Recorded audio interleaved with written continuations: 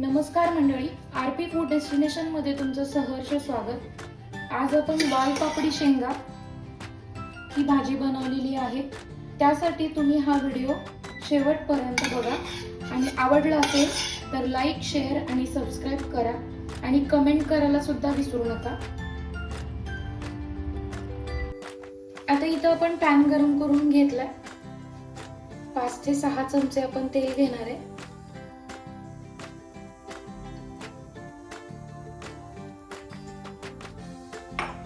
तेल गरम झाल्यानंतर आपण त्यामध्ये बारीक ठेचलेला असा लसूण टाकायचा। आपण 5-6 पाकळ्या, ते पण जाडाभरडा ठेचायचा, जास्त बारीक ठेचायचं नाहीये, कारण जाडा मोठा ठेवला की मग भाजीला व्यवस्थित अशी टेस्ट येते। जिरा मोहरी टाकायची अर्धा चमचा आणि कांदा अगदी व्यवस्थित असा भाजत आल्यावर, लसूण अगदी व्यवस्थित भाजत आल्यानंतर, मी चुकून कांदा हा शब्द वापरला, लसूण व्यवस्थित भाजत आल्यानंतर आपण त्यामध्ये ह्या ज्या पापडी शेंगा त्या टाकायच्या। ह्या पापडी शेंगा कसा सोलायचा,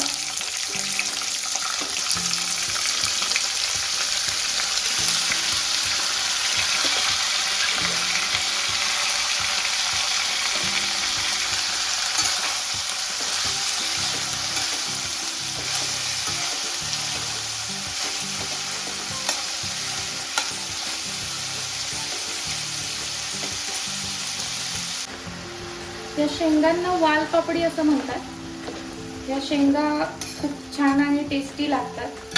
तर तुम्ही भाकरी चपाती सोबत खाऊ शकता किंवा तोंडी लावायला सुद्धा भातासोबत खाऊ शकता। आता ह्या शेंगा ज्या आहेत, पापडी शेंगा, वालपापडी म्हणतात त्याला किंवा पापडी सुद्धा म्हणतात। तर ह्याच्या दोन्ही बाजूचे धागे काढायचे पूर्ण असे, आणि ही पूर्ण शेंग ओपन करून मग आपण त्याला चिरायची। कधी कधी काय होतं, ह्यामध्ये आळ्या वगैरे असतात, किडे असतात, तर आपण अख्खीच शेंग कट करतो, म्हणजे आत सोलून बघत नाही आपण की त्यामध्ये काय आहे। तर अगदी व्यवस्थित असे 2 भाग करून ही शेंग सोलायची असते कधी पण। आता आपण ही अगदी व्यवस्थित अशी भाजून घ्यायची तेलात, म्हणजे परतून घ्यायची अगदी व्यवस्थित। त्यानंतर आपण त्यामध्ये हळद टाकायची अर्धा चमचा, नंतर धना पावडर टाकायची आहे 1 चमचा। आता आपण हे परतून घेऊया अगदी व्यवस्थित।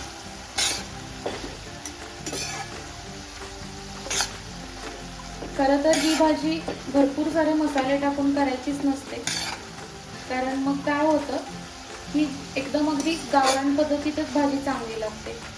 घरगुती मसाला, हळद मिठातच ही चांगली भाजी बनते।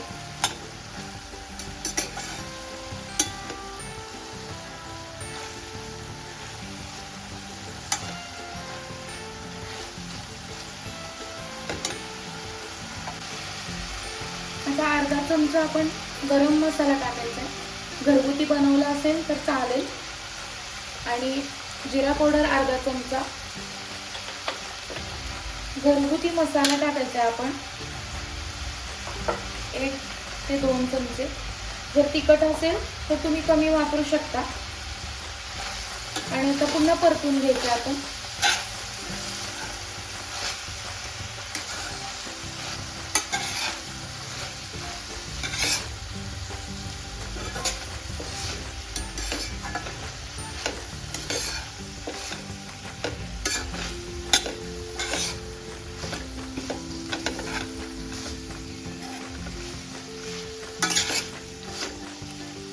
आता घरगुती मसाला जर तुमच्याकडे नसेल तर शक्यतो करून जास्त प्रत्येक ठिकाणी घरगुती मसाला हा बनतच नाही। कांदे मसाला किंवा प्लेन मसालाच सगळेजण वापरतात। तर तुम्ही कांदा लसूण मसाला प्लेन तिखट वापरलं तरी चालेल, आणि त्या ठिकाणी मग धना पावडर, जिरा पावडर, गरम मसाला हे तुम्ही बाकीचे सगळे मसाले टाकले तरी चालतील। आता आपण ह्यामध्ये चवीनुसार मीठ टाकायचं आहे।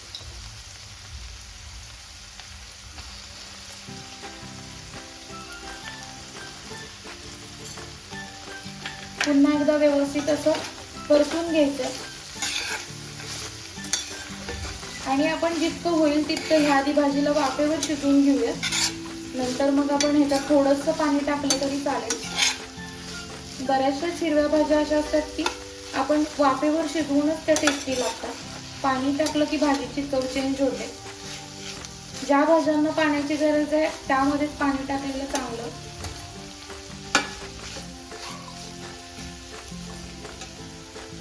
आता यामध्ये आपण थोडंसं ओलं खोबरं टाकूया आणि थोडासा शेंगदाण्याचा कूट.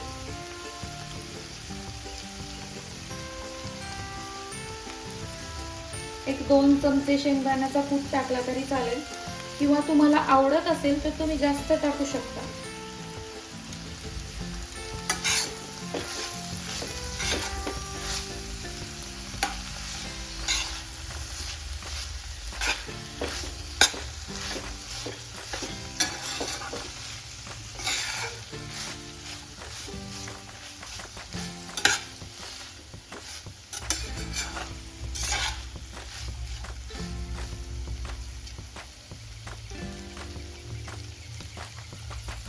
आता आपण सगळे मसाले एकदम अगदी व्यवस्थित भाजल्यानंतर आपण त्यामध्ये थोडंसं पाणी टाकूया. एक वाटीभर पाणी टाकू आणि वाटीभर पाणी टाकायचं आणि वाटीभर पाणी टाकून आपल्याला एकदम बारीक गॅसवर 7 ते 8 मिनिट आपण भाजी अगदी व्यवस्थित अशी शिजवून घ्यायची. आता आपण झाकण देऊन 7 ते 8 मिनिट आपली चांगली अशी भाजी शिजवून घेऊ. आता 7 ते 8 मिनिट झाले. आपण भाजी शिजली का बघूया. तर मस्त अशी आपली भाजी शिजलेली आहे. वालपापडी शेंगा शिजलेल्या आहेत. आता आपण यावर थोडीशी कोथिंबीर टाकून घेऊया. तर मस्त अशी वालपापडी शेंगांची भाजी आपली तयार झालेली आहे. व्हिडिओ आवडल्यास लाईक करा, शेअर करा, सबस्क्राईब करायला विसरू नका. व्हिडिओ एंडपर्यंत बघितल्याबद्दल धन्यवाद.